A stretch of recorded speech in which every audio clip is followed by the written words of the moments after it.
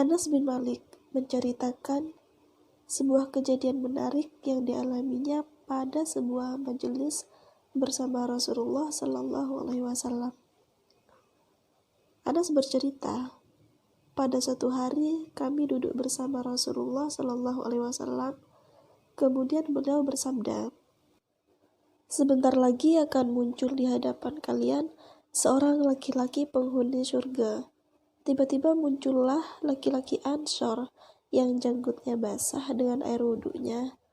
Dia mengikat kedua sandalnya pada tangan sebelah kiri. Ketika majelis Rasulullah Sallallahu Alaihi Wasallam selesai, Abdullah bin Amr bin Al-Ash mencoba mengikuti seorang lelaki yang disebut Nabi sebagai penghuni surga itu.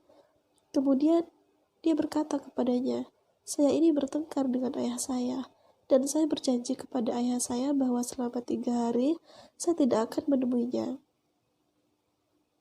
Maukah kau memberi tempat pondokan buat saya selama hari-hari itu? Abdullah mengikuti orang itu ke rumahnya, dan tidurlah Abdullah di rumah orang itu selama 3 malam. Tetapi selama itu pula, dia tidak menyaksikan sesuatu yang istimewa di dalam ibadahnya. Setelah ditanyakan amalan apa, orang Ansar itu menjawab, demi Allah, amalku tidak lebih dari yang kau saksikan itu. Hanya saja, aku tidak pernah menyimpan pada diriku niat yang buruk terhadap sesama muslim. Dan aku tidak pernah menyimpan rasa dengki kepada mereka atas kebaikan yang diberikan Allah kepada mereka. Lalu Abdullah bin Amr berkata, beginilah bersihnya hatimu